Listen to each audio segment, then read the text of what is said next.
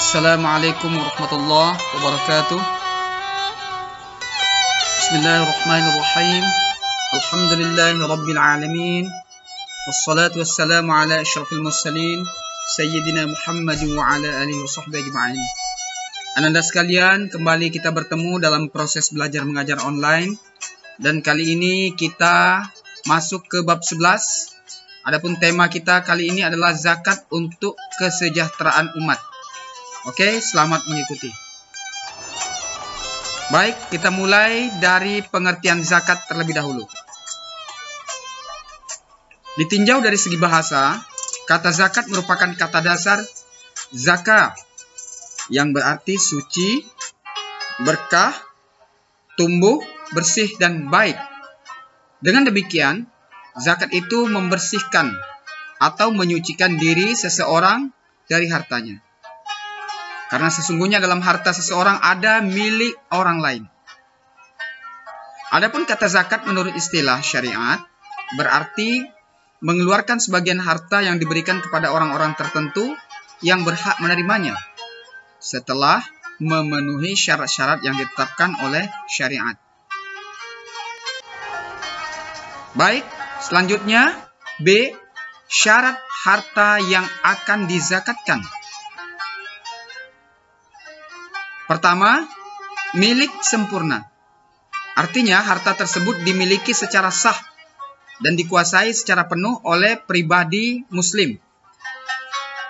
Yang kedua, harta tersebut dapat berkembang atau memiliki potensi untuk dikembangkan. Yang ketiga, sudah mencapai nisab, yaitu batas minimal harta sehingga wajib dizakati. Keempat, harta yang melebihi kebutuhan pokok yang diperlukan seseorang dan orang yang menjadi tanggungannya demi kelangsungan hidupnya. 5. Mencapai haul. Artinya harta itu sudah dimilikinya selama 1 tahun. Itulah syarat-syarat harta yang akan dizakatkan. Kemudian dasar hukum zakat. Adapun yang menjadi dasar hukum zakat adalah firman Allah surah Al-Baqarah ayat 83 yang berbunyi, A'udzubillahi minasyaitonirrajim. Bismillahirrahmanirrahim. Wa idh akhadna mitsaqa bani Israila la ta'buduna illallah wa bil walidaini ihsana وذي القربى واليتامى والمساكين وقولوا للناس حسنا وأقيموا الصلاة وآتوا الزكاة ثم توليتم إلا قليلا منكم وأنتم معرضون. Artinya, dan ingatlah ketika kami mengambil janji dari Bani Israel, yaitu janganlah kamu menyembah selain Allah, dan berbuat kebaikanlah kepada ibu bapakmu, kaum kerabat, anak-anak yatim, dan orang-orang miskin. Serta ucapkanlah kata-kata yang baik kepada manusia. Dirikanlah sholat, dan tunaikanlah zakat. Kamu tidak memenuhi janji itu kecuali sebagian kecil daripada kamu, dan kamu selalu berpaling. Al-Quran Surah Al-Baqarah ayat 83. Kemudian tujuan zakat. 1. Menghilangkan sifat kikir, sifat tamak atau rakus, dan serakah dari pemilik harta. Yang kedua, membersihkan dan menyucikan harta dan jiwa muzaki atau orang yang berzakat. Yang ketiga, menghindari kecintaan pada kehidupan dunia semata. Keempat, melatih kedermawanan orang-orang yang beriman.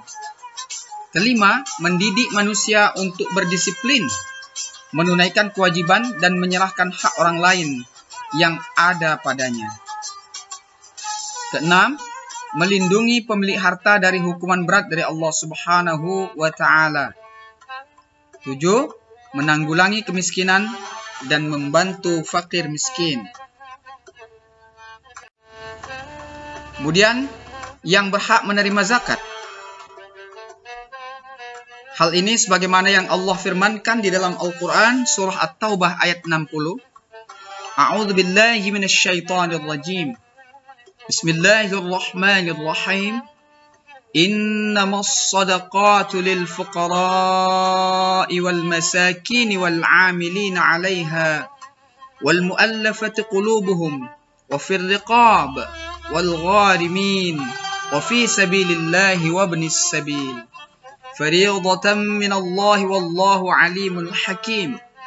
Artinya, sesungguhnya zakat-zakat itu hanyalah untuk orang-orang fakir, orang miskin, pengurus-pengurus zakat, atau yang kita kenal juga dengan amil, para mu'allaf yang dibujuk hatinya, para mu'allaf yang dibujuk hatinya, kemudian untuk memerdekakan budak, orang-orang yang berhutang untuk jalan Allah, dan untuk mereka yang sedang dalam perjalanan, sebagai suatu ketetapan yang diwajibkan Allah, dan Allah Maha mengetahui lagi Maha bijaksana. Al-Quran surah At-Taubah ayat 60.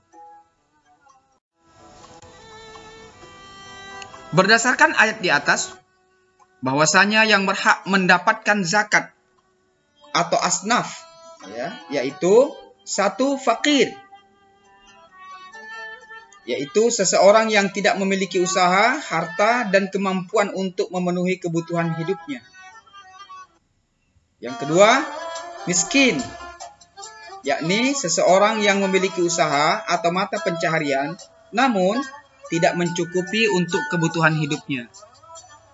Kemudian amil, seseorang yang menjadi petugas yang ditunjuk oleh pemerintah atau masyarakat untuk mengumpulkan zakat, menyimpan dan menyalurkannya atau membagi-bagikannya kepada mustahik atau orang yang berhak.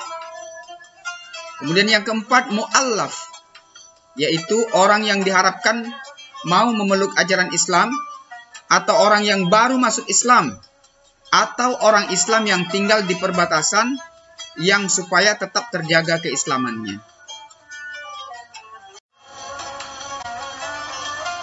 Kemudian yang kelima, riqab, yakni memerdekakan budak atau juga dapat mencakup orang Islam yang ditawan oleh orang kafir. Kemudian yang keenam, gharimin, yakni seseorang yang berhutang karena untuk kepentingan dan bukan untuk maksiat, sementara tidak ada kesanggupan untuk membayarnya. Yang ketujuh, fi sabilillah, dana untuk kemaslahatan umat Islam atau semua kegiatan yang menuju ridha Allah Subhanahu wa ta'ala, seperti membangun masjid, rumah sakit, sekolah, jembatan, irigasi, dan lain sebagainya. Kedelapan, ibnu sabil, yakni seseorang yang sedang dalam perjalanan yang bukan untuk bermaksiat, di mana orang tersebut mengalami kesengsaraan dan kesulitan dalam perjalanannya.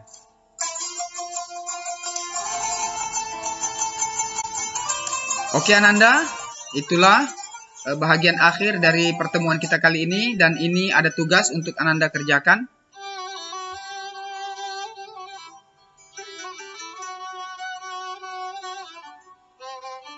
Oke, cukup jelas tugasnya.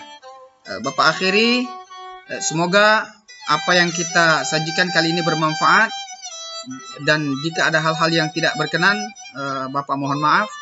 Akhirul kalam, wassalamualaikum warahmatullahi wabarakatuh.